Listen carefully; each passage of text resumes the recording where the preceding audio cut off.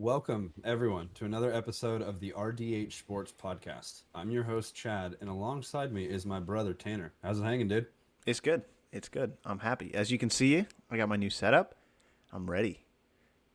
If you're watching on YouTube, which most of you are, Tanner's setup now not only beats mine, it absolutely crushes mine. But hey, you know, you gotta bring the good setup every now and then. Like I was saying earlier, I like the subtle guitar in the Right? You background. know? I think that's probably my favorite. Just a little piece, the professional looking mic, and you got me over here with, we won't even go into it.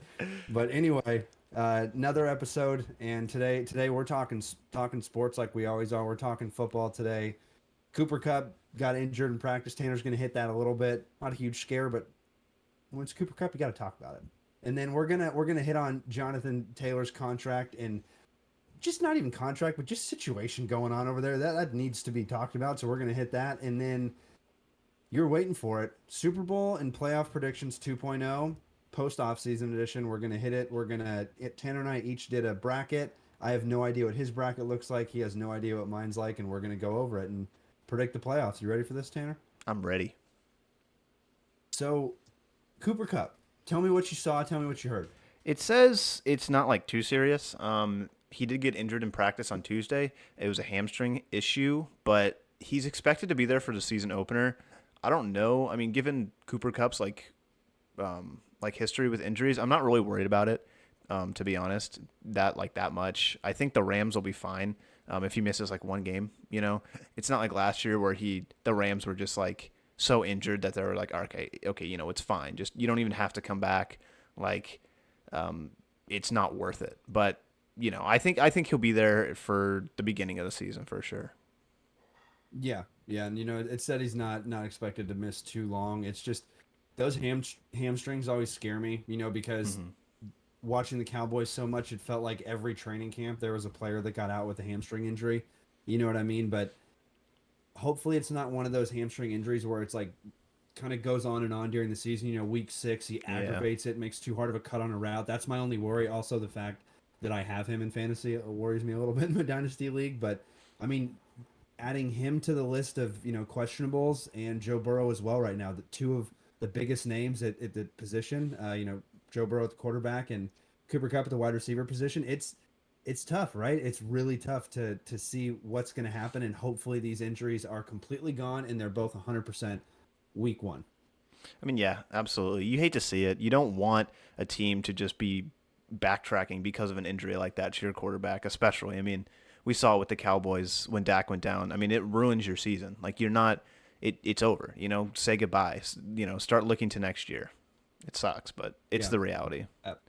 absolutely. And then jumping to the Indianapolis Colts running back Jonathan Taylor. Yes, out of Wisconsin. Yes, one of my favorite running backs in the entire league, and arguably number 1 or number 2 in the league right now. And it has come out that he has a back injury. Right after it came out, Jonathan Taylor tweeted, "There's no injury," and the Colts are potentially going to shut him down for a year, is what I'm reading too. So this whole running back situation that's going on and just destroying this position over an off season is it makes me want to throw up, first of all. And to me, there's no way that the Colts don't there's no way. There's no way they just shut down Jonathan Taylor completely. That's You have a rookie quarterback coming in that's probably going to start with Anthony Richardson. You realistically don't have the best wide receiver 1, wide receiver 2 combo. You have some pretty decent line help, but I mean, you need all the help you can get on that team. I think that team is fighting for the 3rd or 4th spot in that division personally. And now you don't have Jonathan Taylor. And not only do you not have Jonathan Taylor, if I'm a running back, I don't want to get drafted to the Colts right now. You know what I Hmm. mean? Yeah. I don't want to get drafted. I don't even want to play for the Colts right now because of what's happening to Jonathan Taylor. Imagine not having an injury and them shutting you down for an entire season. That's mind-boggling that an organization can even do that. Now, he's still getting paid his contract, but still, they have to be investigated, right? Like the NFLPA's got to be all over this. Yeah, They I got don't to be. know. I don't know. I thought like the Colts organization, is a pretty good organization. Like they've got a good Heck yeah. standing. I don't really know where this is coming from. I don't know why you would want to do this to your star running back, especially, Jonathan Taylor. He's probably the best piece you have and probably the only piece you would want to build around on that team on right now. Like why would you want to drive him away with stuff like that? It kind of reminds me of the like the Kawhi situation when back in San Antonio, with like the fake injury stuff and like I mean they were just disagreeing on different parts of like how he would play and stuff like that, and if he could play.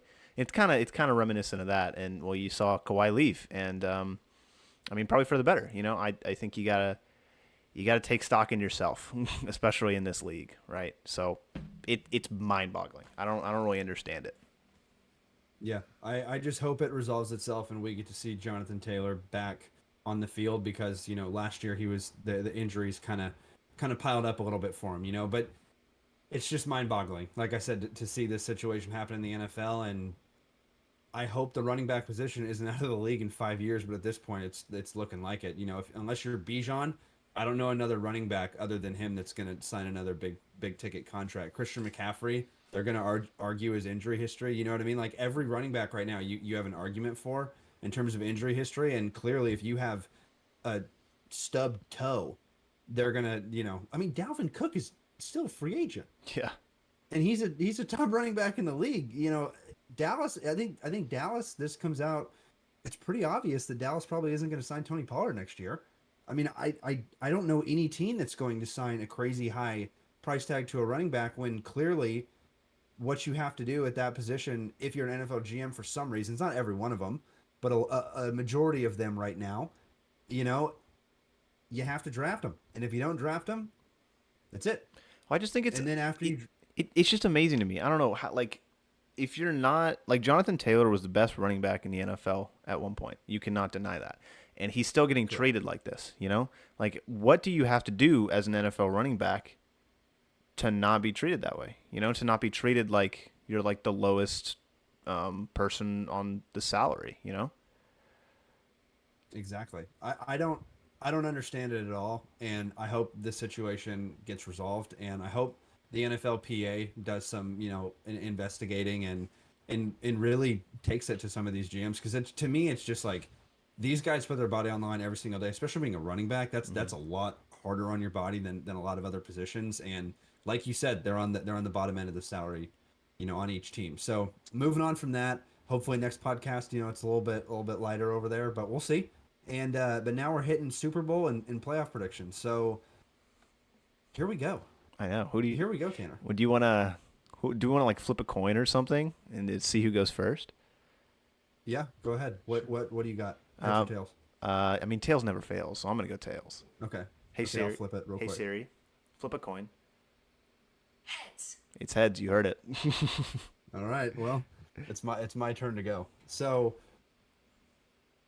we filled out a bracket for those listeners who hasn't listened in a month or so. We did this before, and we do 3 sets of these because we want to just have fun. Just have fun and throw a random one out there at the beginning. A couple month ago. Now the off season is pretty much done. We're ramping up. Training camp right now is going on. Your preseason game is this week. First preseason game is this week. So right now the offseason is pretty much done. Yes, you're going to have a couple more signings, but really your team and your roster is kind of there, right now. Aside from, like I said, some big names that are still out there, which we've talked about in all the previous episodes. So go check those out too. But I'm kicking it off. I'm going to start with the AFC. Cool. Let me switch over And to it.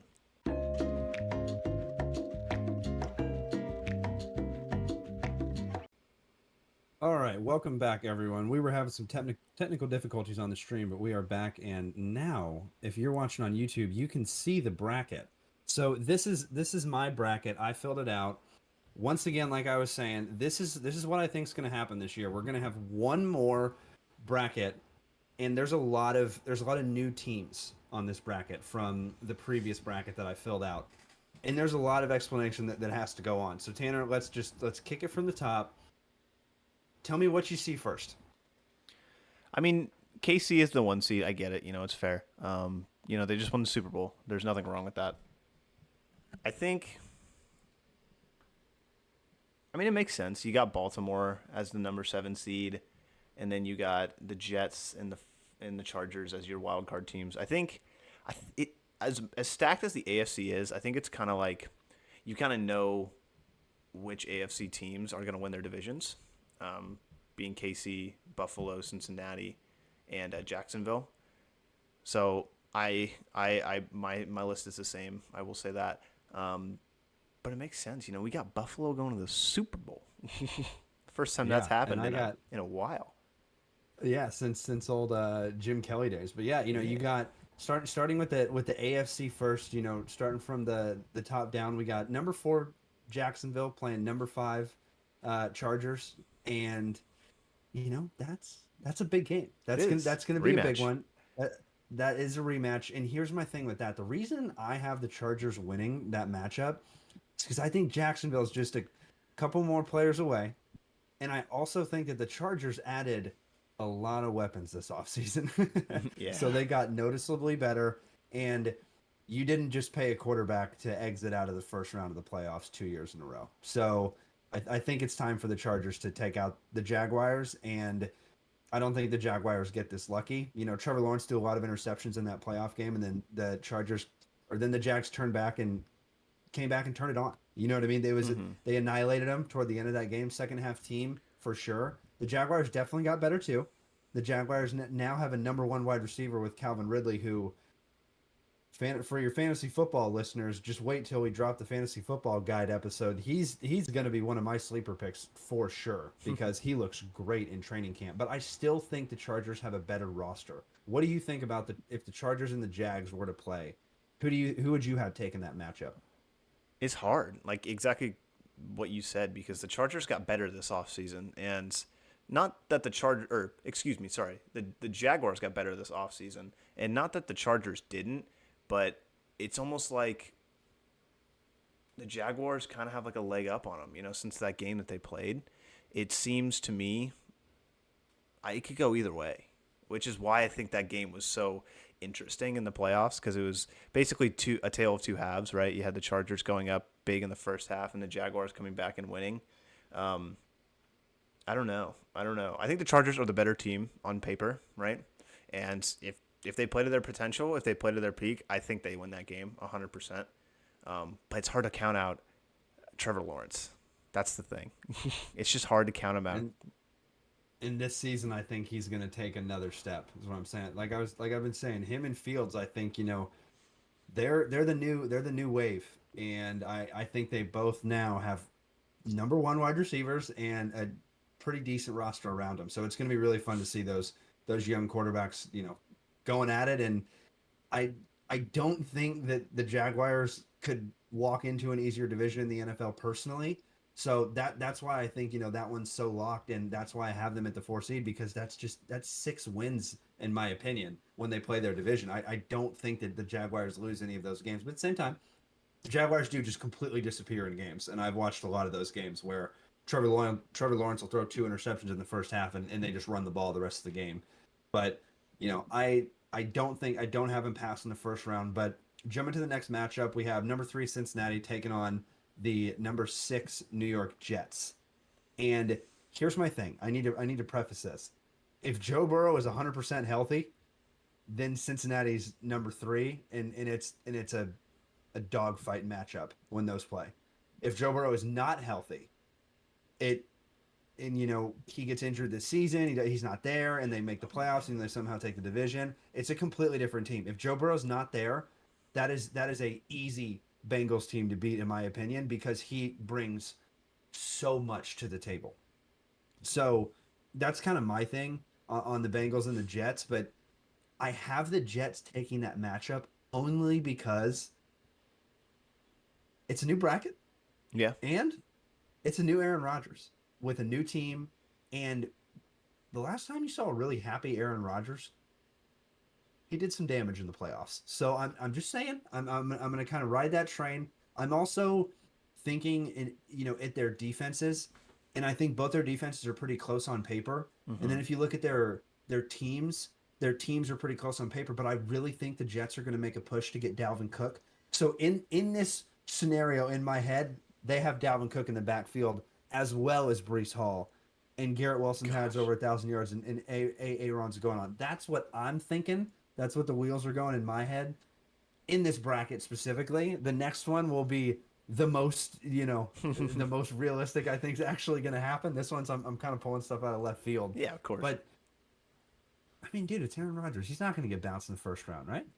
I mean, it's hard to say that he would because it's Aaron Rodgers, right? He's won a Super Bowl, but like you've seen him in the past. You've seen him have not first round exits, but second round exits where he was a 1 seed and he got the bye, and then after the bye, they weren't worth anything, right? I mean, you remember that Niners and Green Bay game where it was at Lambeau Field, very recent game. It was just like, oh, what the Packers just couldn't do anything. They But laid a duck. I know, and they were the best team that year, like easily by far. So I don't know. It's really hard because it's hard picking against Cincinnati in the playoffs, especially because it seems like they make it to the AFC Championship game every year, or if they don't make it, they make it pretty close. But yeah, I like it honestly. Exactly. I like it. I do because Exactly. Cincinnati's gonna have one of these off years. It's got to happen. It's got to happen one of these next couple years, right? If not, I'll be amazed. But who perfect to do it other than the man himself in New York, Aaron Rodgers? I like it. I also think that Dalvin Cook's going to be there. That's my assumption as well.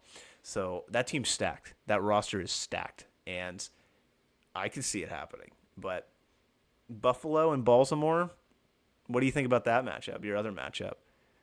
Well, no, number 2 seed Buffalo taking on number 7 Baltimore, and I got Buffalo winning. That leaves me with that means the Miami Dolphins aren't making the playoffs.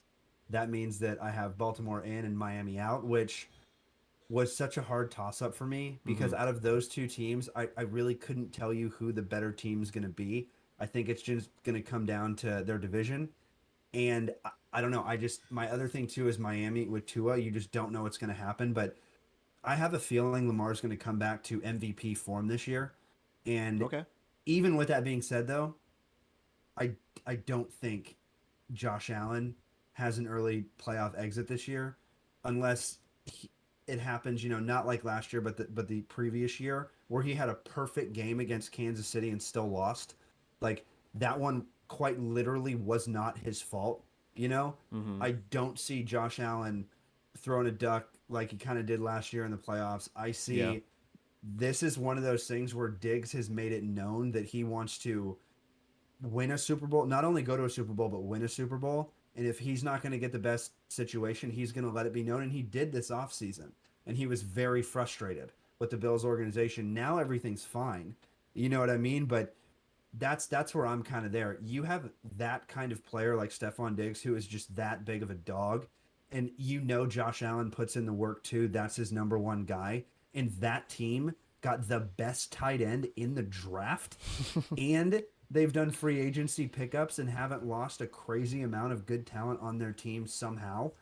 So to me, this is Buffalo's year because it's not Cincinnati's year. And in this bracket, you know what I mean? And in this season in general, because I think Buffalo's kind of been hurt in the playoffs recently, and I think they're ready to go deep. I completely believe it. It's every year we just think about like, okay, Buffalo and KC and the Bengals, right? These guys are the guys that can win the Super Bowl. They're Super Bowl contenders, and it always just falls flat for Buffalo for one reason or another. So I like it. I love it. If you're listening on Spotify, we've got in the second round matchups, we got number 1 overall KC going up against the number 6 seed New York Jets.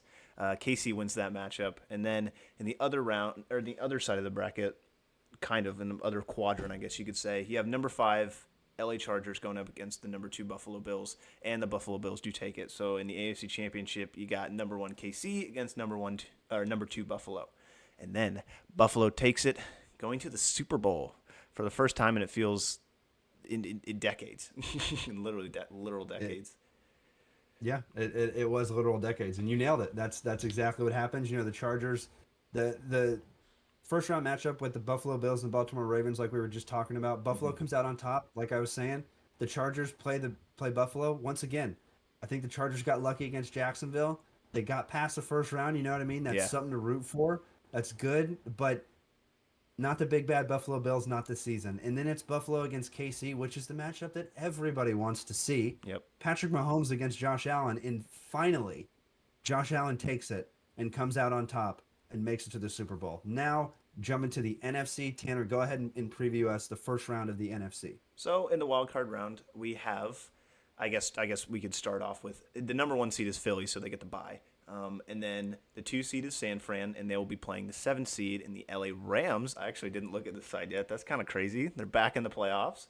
And then we got the 3 seed Minnesota Vikings playing the 6 seed Seattle Seahawks. Okay, I mean yeah, I get it. The Minnesota Vikings, they lose Dalvin Cook. I get it.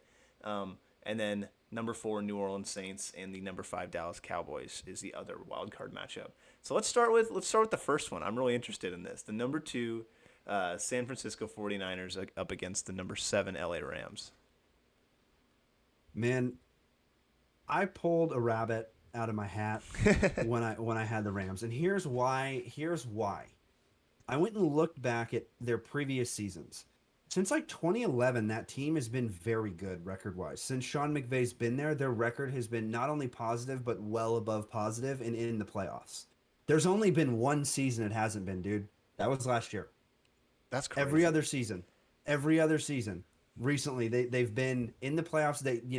Their Super Bowl victory. Now everybody's back and healthy. Of course, Cooper Kupp gets a hamstring injury right when this episode literally starts. So let me preface that too. If Cooper Kupp's not 100%, the Rams do not make the playoffs over the Lions. In my opinion, I think the records are going to be that close. But if you don't have Cooper Kupp, I don't see anybody on the Rams that is anywhere close to his skill level. But yeah, in my hopes for my dynasty league in fantasy, I'm having Cooper Kupp 100%, 100%, dude. And that game's not going to be a game. It's going to be in California. It's going to be in San Fran because they have the higher seed. I don't think it's going to be a game. I think the Rams I think the 49ers have too good of a team, and I think they're gonna take down the Rams. I'm thinking about it now. I say defense and everything. It's Aaron Donald in the playoffs for the Rams. I'm not going to say anything about the Rams defense. You know what I mean? So maybe it'll be a closer game, but I do think the San Francisco 49ers win by more than a touchdown in that one. I think it's fair. I mean, looking at like the departures for the LA Rams, you see Jalen Ramsey, obviously the biggest one. He just left, and I think that's a big hole in the defense. I mean, who's going to be the number 1 corner after that? I don't know. The D-line is going to have to help a lot more than they did in the past because, you with a D-line, if you can get up and pressure the quarterback, then it's almost like the secondary doesn't matter. Of course they do, but it affects the throw, it affects everything else, and it becomes a lot easier job in the secondary. But now that they don't have that kind of secondary lockdown, the D-line needs to get there almost every time because if they have time to sit and throw and their corners aren't covering well, then I mean that's wide open. That's wide open all day. That defense isn't going to be very good. So I don't know, man. I think it's realistic that they're in the 7 seed here. I really do. And they're a good team. They're talent-wise. Everything you said makes sense. Sean McVay's an amazing coach. I love it. I think I completely forgot about the Rams, honestly, in my bracket. So, like, this is nice. This is nice. But I completely see. 2 brackets in a row, you can't leave the Rams out. You got to bring in new teams. You can't have the exact same one. But, jumping to the next one, Minnesota Vikings in Seattle. That one, I don't even know with that team anymore without Dalvin Cook because, Justin Jefferson is double and triple covered and he's still able to get the ball somehow. But at some point, I get, Alexander Madison was pretty good on the Vikings, but I don't know if he was Dalvin Cook He's level. no Dalvin Cook. You know what I mean? I don't think he's Dalvin Cook level, and I think that Dalvin Cook quite literally won the Vikings many games, and especially many games late. He won them many games late in the season too, when they knew they were running the ball and they got the first down anyway because they just gave the ball to Dalvin. So, when I'm doing my next bracket, I'm probably going to be thinking about that one a little bit more too because how good are the Vikings really?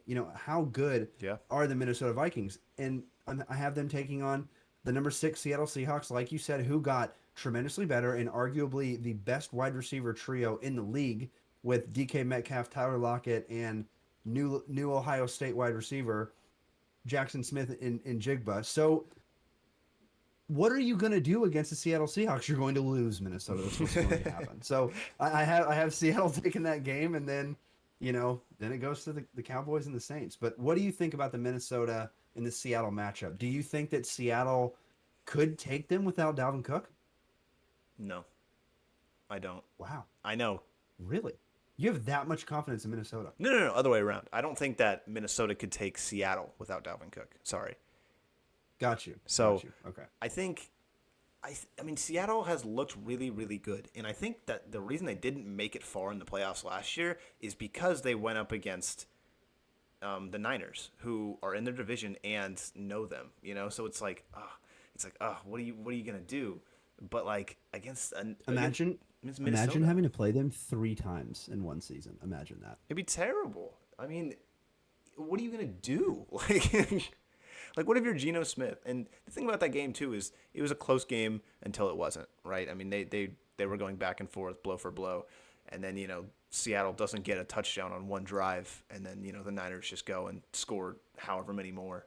So I think Seattle, they got a lot better. I think they definitely got a lot better, especially in the draft specifically. So I love it. I love having them win here. My other question though is, if Minnesota is the number 3 seed, they lose to a number 6 seed Seattle in the first round of the playoffs. Is that it for the Kirk Cousins era, or is there what do you think? I think so. I think that's it for the Kirk Cousins era. But at the same time, the argument that I will always point out is in the quarterback position, NFL GMs don't typically move on unless they have somebody equal or better. Yeah. And the Vikings do not have equal or better, and they've gotten burned when they've tried to draft quarterbacks high. One of the most recent ones was Kellen Mond. So I always get Kellen Moore and Kellen Mond mixed up. Yeah, from A&M, Kellen Mond, Yes, Kellen Mond from A&M. He was the most recent one, and he didn't really see the field that often. It hasn't really looked that great. I wouldn't know if I'd necessarily write him off yet, but that was a high draft pick in terms, second, third round. If you're taking someone in the second, third round, you're expecting them to start. So I don't think that has necessarily worked out for them. So who are they going to get that's better? But here's my thing. You have Justin Jefferson, and you're not going to let him go because you would lose probably like half your fan base, because I think the entire league and every NFL fan knows that is the best wide receiver in the league, and you're not just going to let him walk. You're going to make him happy. So who's a free agent when Kirk's out, and who can make him happy? That would be my question for end of Kirk Cousins era. Yes, but who is going to replace Kirk Cousins? Because Kirk Cousins is like average, like 15, 20. You know what I mean? The 15, 20 range to me in the league. He's right there in the middle. So 14 and under, I don't know if those guys are going to be free agents. I don't know. The quarterbacks, like the Vikings aren't going to be so bad that they're going to have a top quarterback pick. So that's true, especially if they make the playoffs and they're the 3 seed. Exactly. And there's a lot of teams in that situation right now. There's a lot of teams that, if the quarterback walks, that team's still probably going to get very close to making the playoffs, and if not making the playoffs, 8-9 or 9-8. So I don't know. I don't think you can argue it as a Vikings fan if Kirk Cousins doesn't make it past the first round, though. Because it's like the same thing with the Cowboys. Yeah. It's been a great regular season, but there's just nothing after that. And at some point, it's like, all right, how long are we going to do this? Because it's not working, right? And everybody else is getting older.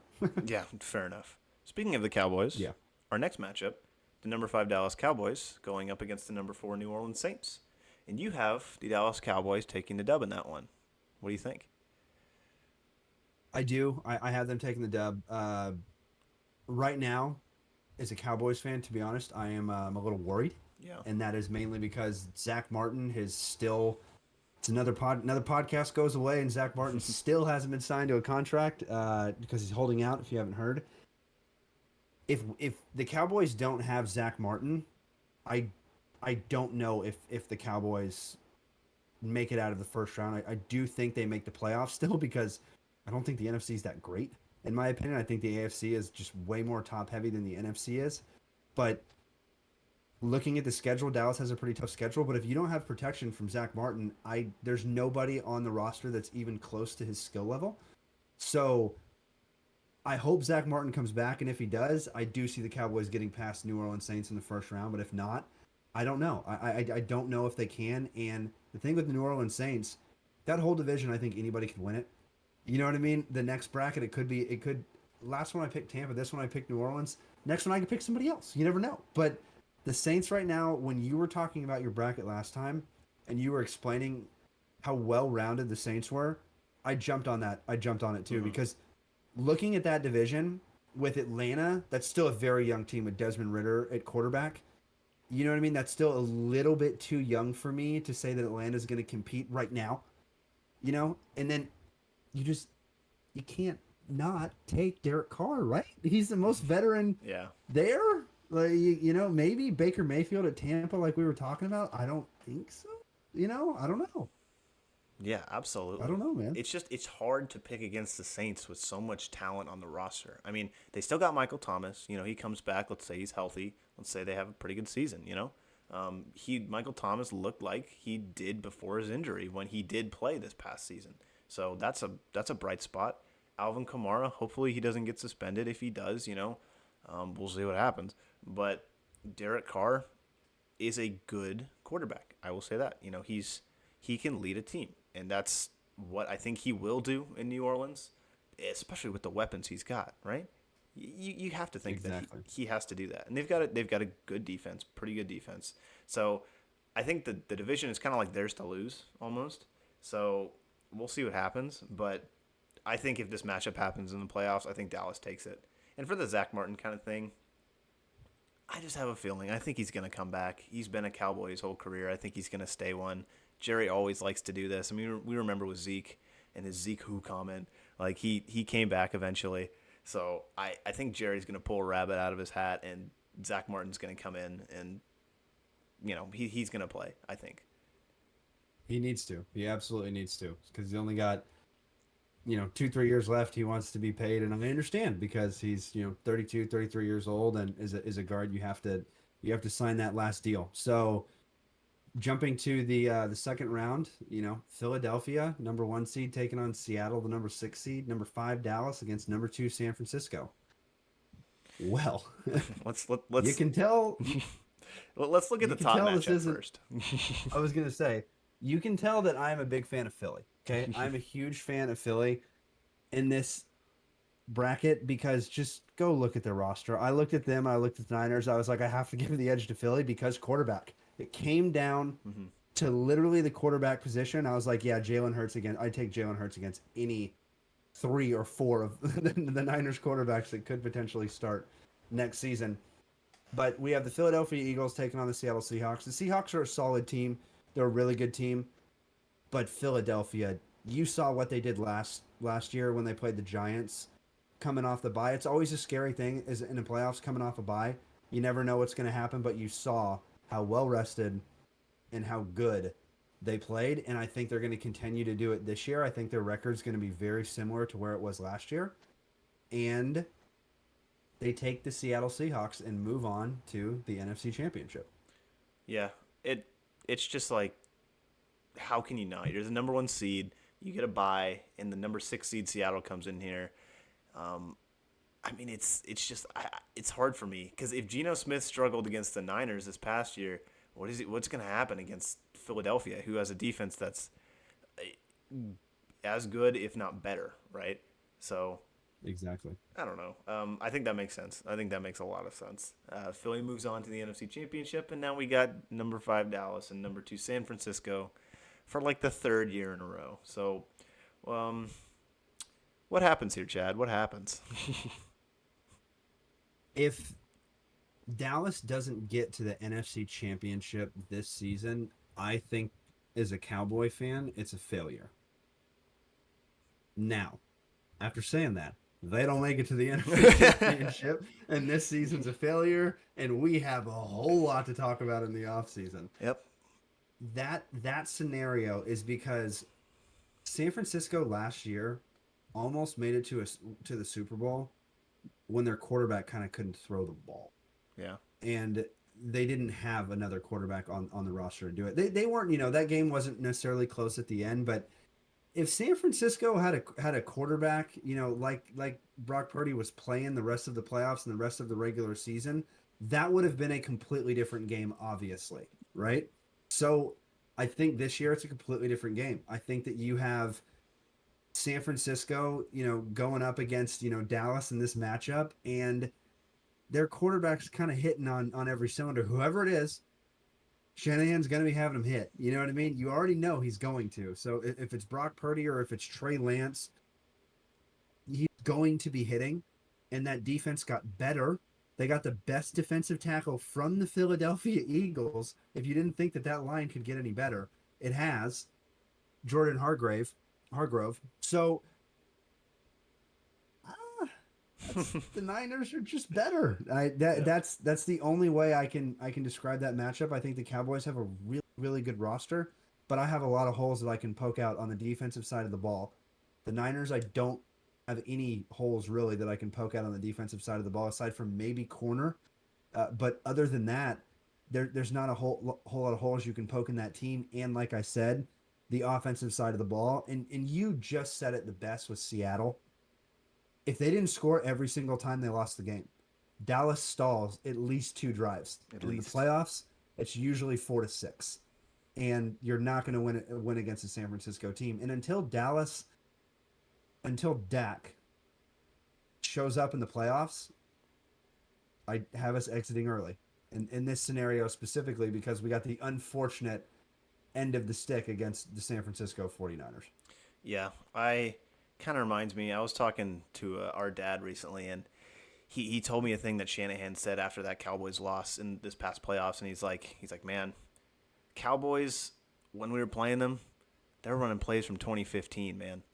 They have no chance against today's NFL. No chance with something like that going up against the playoffs. And against Shanahan, a play calling wizard, like he's going to see through those every single time. His team's going to see through those every single time, and he teaches them. They know this stuff.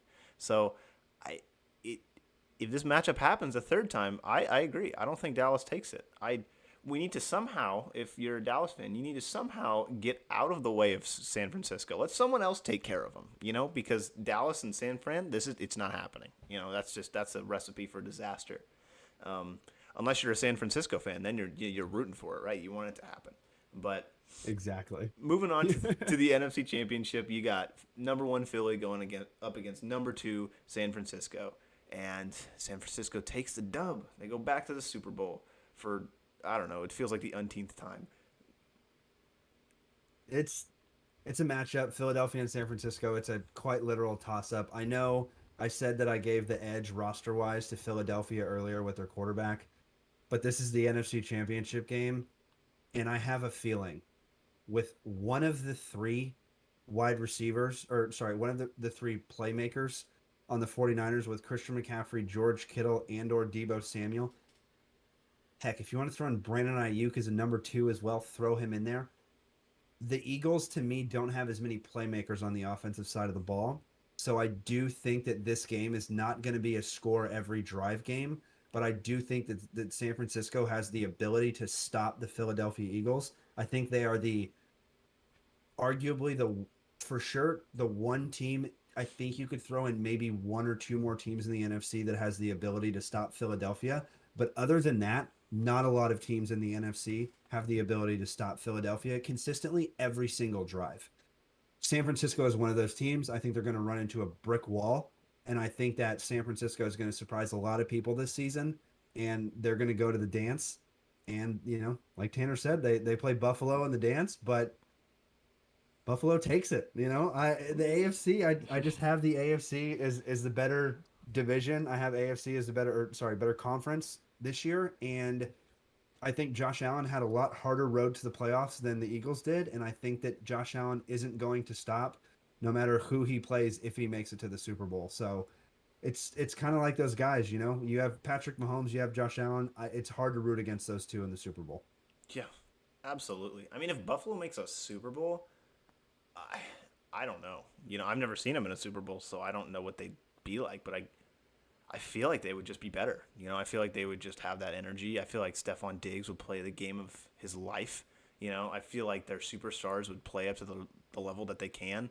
And the thing about it is, we've seen the Niners in the Super Bowl before with Jimmy Garoppolo against the Chiefs, and that was a really good game. They played really well, but it just wasn't enough. And luckily enough, it came down to quarterback in that game. So maybe it'll happen again with Brock Purdy. You never know, because there's a lot of question marks surrounding that quarterback position in San Francisco right now. So I don't know. I like this bracket. I think it's really cool. I think my favorite pick is the number 7 LA Rams. I really do. That's my favorite part. I'm glad I could excite you a little bit with some of those teams. I think the only better thing would have been if you had Cleveland at number 7 on the other side. There ain't no shot Cleveland's making the playoffs over Miami or Baltimore. Yeah, probably not. No, probably not. No way. No way. That's now funny. we're done with my bracket. It's time to move on To mine. to Tanner's bracket. All right. See a black screen, and here we are. This is my bracket. Oh my goodness. I know, I color coordinated a little bit. So I'm digging it. I got the NFC on the left side, the AFC on the right. Let's start with the AFC like we did with yours. So I have the Bills as the 1 seed. So we're kind of on the Bills hype train too, both of us, in a little kind of different way. I got number 4 Jaguars playing the number 5 Jets to start that wild card round. The number 2 Chiefs to play the number 7 Chargers in the wild card round, and the final match in that round, the number 3 Bengals, which I think you also had them number 3, against the number 6 Dolphins. So the difference in our teams is I put in the Dolphins and you put in the Ravens, if I'm correct, right? Yes, exactly. And the seating's a little bit different too with the Bills. So take me through your matchup with number 4 Jacksonville versus number 5 New York Jets. Why do you have that matchup going the way it's going? I think it's kind of for the reason you were saying, right? I think this is under the assumption that Dalvin Cook is on the Jets. I will say that. And I think that roster is just too good. I think it's just, you can't really beat them. That's kind of why they're the best remaining team that didn't win their division, right? Because in this scenario, you got the Bills as number 1, so it's really hard to win the division if the Bills are going number 1. So the Jets, in this scenario, they could have a really good record. So then going up against the number 4 seed, you would almost favor the Jets, right? If they're the best, the Jets being the best remaining team that's not like the number 1 seed, right? We saw it this past year with Dallas and Philly. Dallas had a good record, although they were the 5 seed, right? So that's kind of what I'm thinking. So the Jets take that dub. Aaron Rodgers, for the exact same reason you did. He's happy. He's finally in a place that he can ball out and do what he wants, and people, will listen to him. The organization, not that the Packers didn't respect him, but he kind of, he's everyone's kind of looking at him. He's a big leader in that organization. Again, not that he wasn't in Green Bay, but I just think he's got the reins now, all of them, full control. So that's my line of thinking. Not that the Jaguars aren't bad, but I just don't think it's their time yet. Exactly. And they're going up against a superior team that their time is quite literally now. Yeah. And you could argue, with the Jaguars, they haven't even signed Trevor Lawrence to a contract yet. So their True. time you can argue is not necessarily right now. But I get what you're saying there. Personally, the Jets and the Jaguars play. I would take the Jets too. Then you have the number 3 Chiefs against the number 7 Chargers. Number 2 Chiefs, yeah. Number 2 Chiefs, thank you. Do you think that will be a close game? No. Or no? No. Really? Why not? I just think when I was looking at this matchup specifically, I was like, oh man, this has Chiefs written all over it. Because, Chiefs, I just can't see the Chiefs losing in the wild card round. I don't care who it's against, especially up against a 7 seed. That means the Chargers didn't have that great of a year. It could have been better. Granted, this could be a stacked AFC playoffs, but if you're a 7 seed going up against the Chiefs at home, I don't care who you are. That's probably not going to be a win. Exactly. And even the fact that the Chiefs are playing in the wild card round is pretty terrifying, because that means Mahomes is probably thinks he has something to prove, and I'm going to get out of his way. Exactly. You know what I mean? I'm just going to go ahead and step out of his way. So I completely agree with with you where you have the Chiefs there. Then you have the Bengals versus the Dolphins. Do you think the Dolphins are going to continue to show out in the playoffs against a really good Cincinnati, not really good, but pretty decent Cincinnati Bengals team in the playoffs, specifically calling out last season how good they were, in the playoffs down the stretch when they needed to be. Do you think that the Dolphins can outpace that defense? It's the thing about the Bengals defense, and this is what a lot of people don't realize, is it's slowly, steadily getting better and better and better and Exactly. better. So over the years, they've gotten a lot of talent, and that talent likes to show up in the playoffs. I the thing about the Dolphins is there's so many question marks around Tua, like we were talking about. I think his duo of wide receivers and his new acquisitions on defense, I think that'll get him to the playoffs at the number 6 seed, and I think the Bengals, they're not going to walk all over them. I think it's going to be a close match, the number 3 Bengals. But I think the Bengals are going to take it, kind of for the same reason with the Chiefs. It's hard for me to see the Bengals going out in the wild card round. Um, but if they play up to this potential, I think they win. Especially if the Dolphins are in the 6th seed at that time.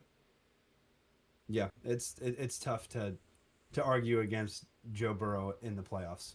Okay, so then you got the number one Bills playing the number five Jets, and then you've got the number two Chiefs playing against the number three Bengals.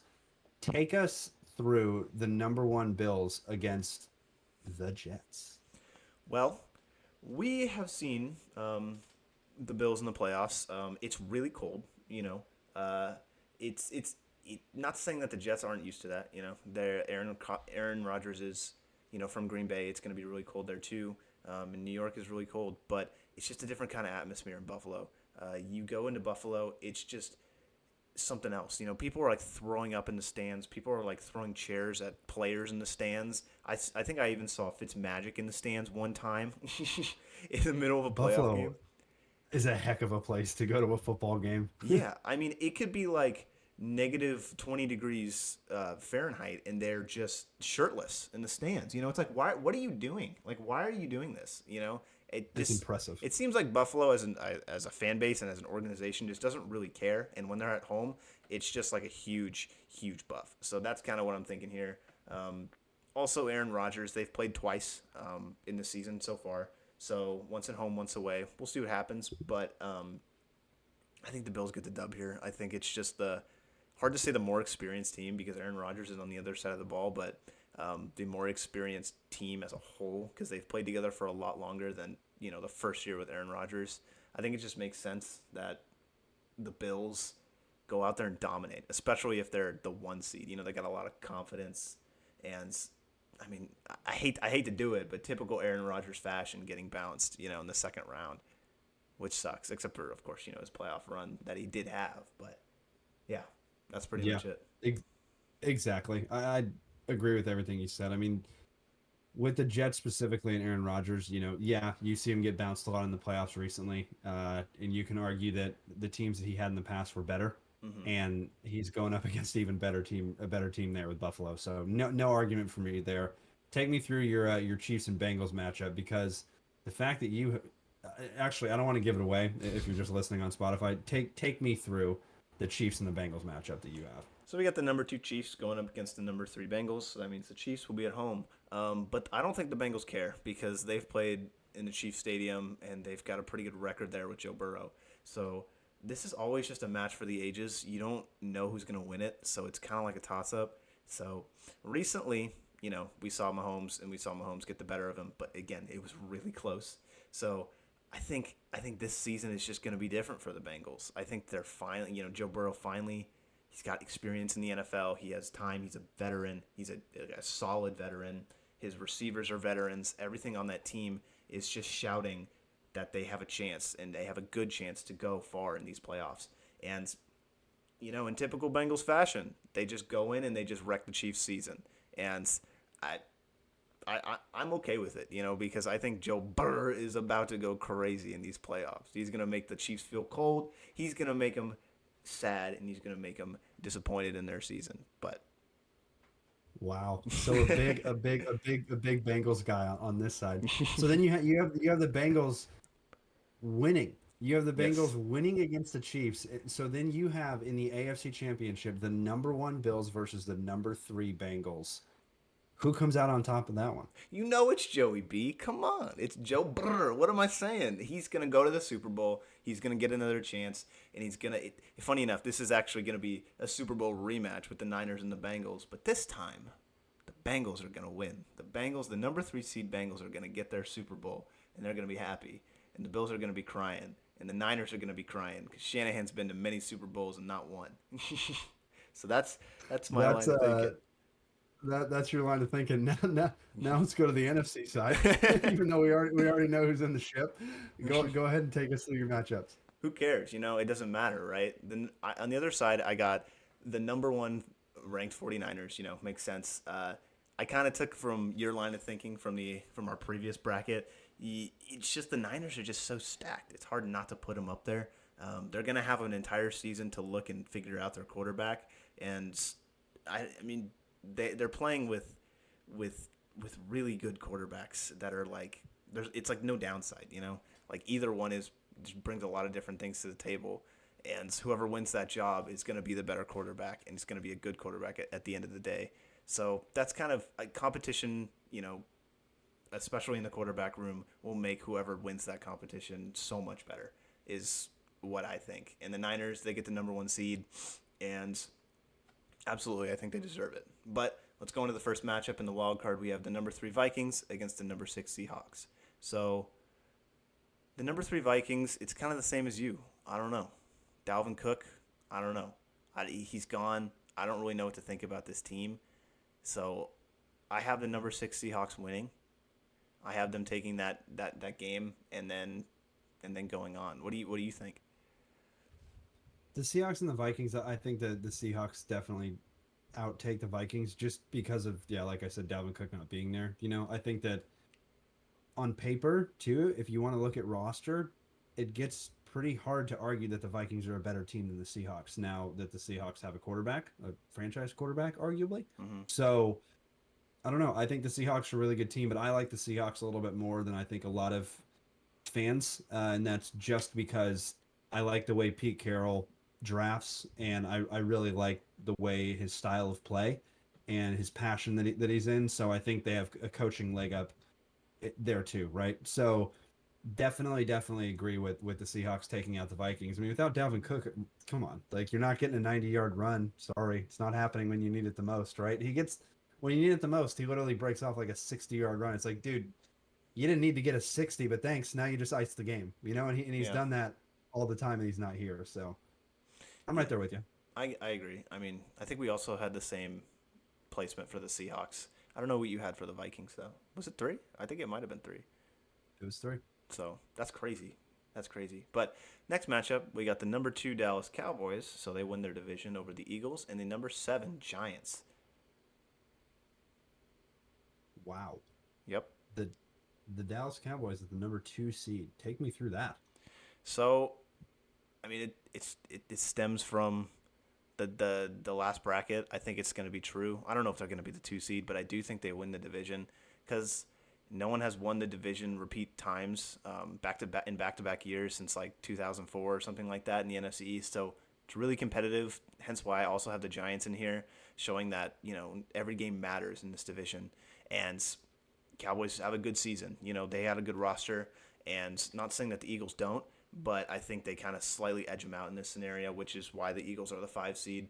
And kind of like the Jets situation, they're the best remaining non division winner. The Eagles are going to be good, but in this matchup, in this scenario, the Cowboys take the division, they get the 2 seed, and it might just be because the Vikings and who I have at the 4 seed, the Saints, are just not as good, almost because the Vikings are dealing with some issues and the Saints are led by Derek Carr, and so I don't know. We'll see. But in this situation, number 2 Cowboys against number 7 Giants, Cowboys take the dub.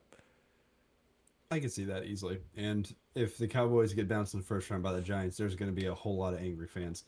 Uh, That would next hurt. next matchup, you got number 4 Saints against number 5 Eagles.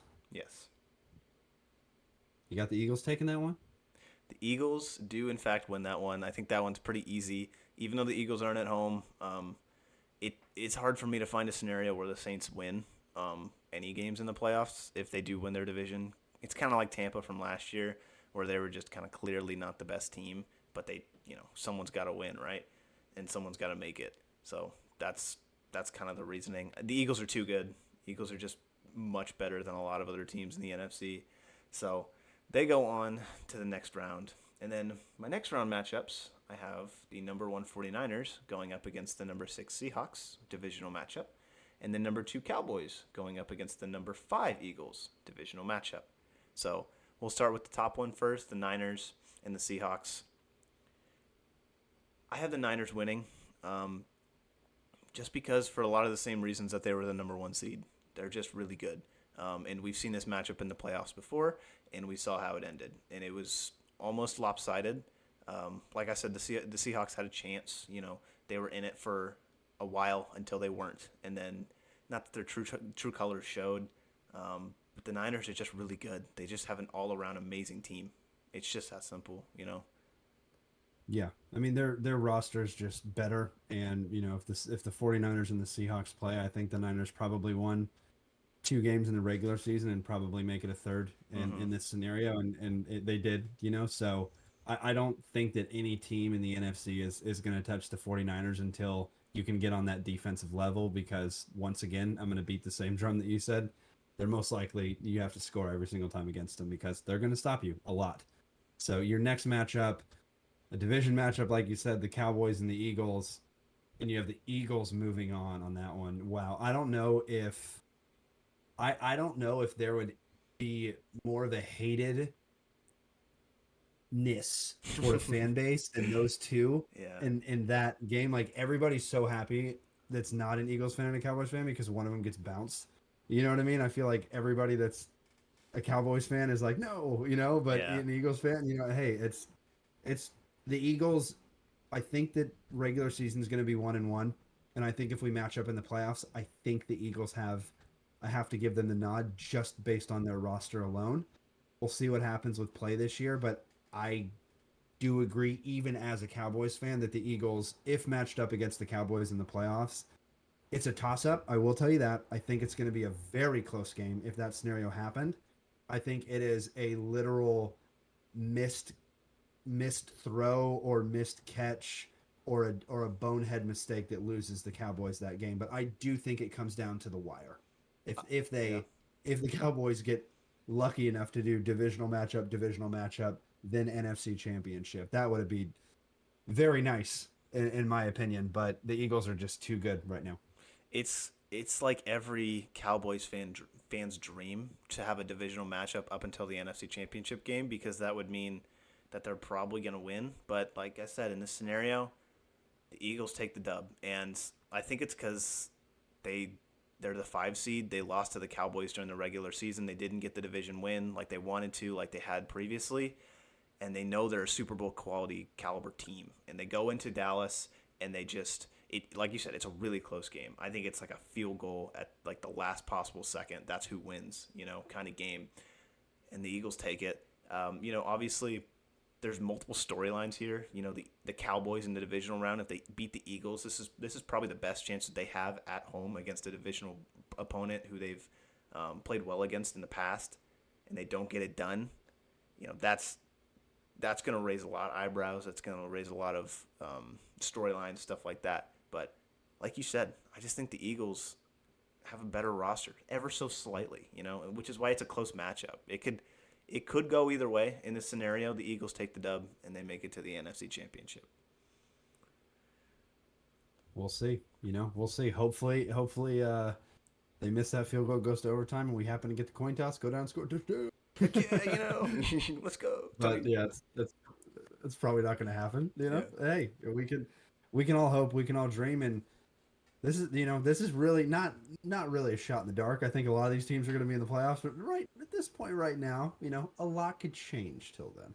Yeah, I think if this matchup does happen in real life, I think the Eagles kind of have that chip on their shoulder, underdog kind of status, like they had in their Super Bowl win when they did it like that. So I think the Eagles got a lot of things riding for them, and the Cowboys don't. And that's kind of it. Yep. Absolutely, I completely agree. And the last thing you need is another chip on Jalen Hurts' shoulder. Yep. We're gonna leave it at that. Yep.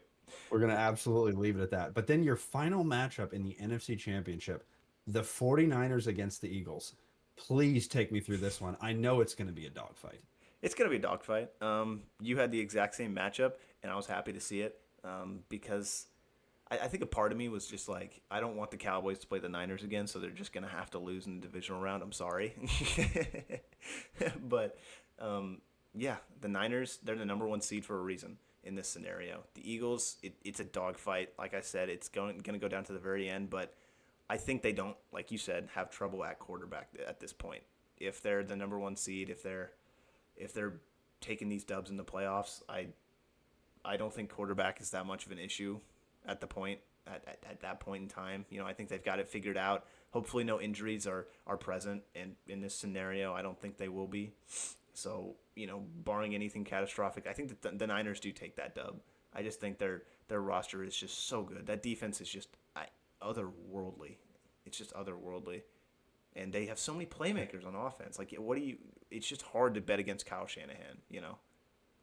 You can't shut every single one of those playmakers down. And on the Eagles, you can argue that if you shut one of their playmakers down with Devontae Smith, well, they have really realistically three with their two wide receivers and then their tight end with Dallas Goedert, but they're not on the same level that George Kittle, Debo Samuel, and Christian McCaffrey are. Yeah. AJ Brown is up there in terms of production last year. He's right there with Debo. I can say that's completely fine, but the running back and the tight ends, like that, the nod goes to San Francisco, and the nod goes to San Francisco's defense. And like I said, the Eagles earlier had the nod at quarterback, but he's got to score every single time. And guess what? Look who's pass rushing against you. It's your former defensive tackle. And I don't think that the former defensive tackle is Hargrove is going to let that game slip by at all. And he's very fast somehow. Is a big defensive tackle, and he's used to playing against that line. Used to playing against Kelsey specifically at the center position. He's going to be going right up against him. Thank goodness Kelsey came back this year, but that's really the only like that would be the most exciting matchup I think that we could see in the NFC is if the 49ers and the Eagles played, and you have the 49ers winning, going on and playing against the Bengals, and then the Bengals taking it because of Joe Burrow. Joe Burrow, come Is on. that one gonna be is that one gonna be close? Like, take me through the Bengals and the 49ers matchup. Yeah, it's going to be close. I think the Niners are just too good of a team for it not to be close. Like I said, their defense is stellar. I think it might be. It's just one of those games where it's like, oh, these teams have like really good offenses. These teams can score a lot of points. So let's make it a low-scoring game. It's like one of those random games that happens. It's like, what the heck? Why? But Yeah, like 13-6. yeah, exactly. And like I said earlier, I think the Bengals defense is slept on a lot, and I think it's going to be a defensive matchup. I'm not saying it's going to be like 3-6, but saying something in like the tens, maybe like 17-19 or something like that. So I think it'll be fun, and I think the Bengals and Joe Burrow are really good at grinding out games like that. You saw him do it all throughout his college career, Joe Burrow, and you continue to see him do it in the NFL. It just takes one drive to win the game, and I think that's what it's going to have to come down to, and that's what's going to happen in the Super Bowl, and he's gonna bring the Bengals to the promised land finally. Yeah, and I we both had AFC teams winning, not the same teams, but we both had AFC teams winning, and right now I think the AFC is kind of holding the candle. Yeah. Now that Mr. Tom Brady from the Buccaneers went away, but there's like the Niners, like we were saying, the Niners, the Cowboys, and the Eagles. There's some great teams in the NFC side, but we need to see the performance in the playoffs. But any other football notes, or are we good to end this thing? I think I will say that I think it's a really good chance this year that we see someone win the Super Bowl who hasn't won in either a long time or hasn't won at all. I don't think the Chiefs are going to go back to back. They could. I could be wrong. They didn't do it last time, but I don't think the Chiefs are going to go back to back. So that just leaves the door open for the Bills, the Bengals, the Jaguars, teams like that. And we know the AFC is stronger. So if the Chiefs don't win it, all I'm saying it could happen. We could see something happen. We could. We absolutely could. And that wraps up another episode. So thanks everyone for the listen, and catch y'all next week. See you later, Tanner. Later.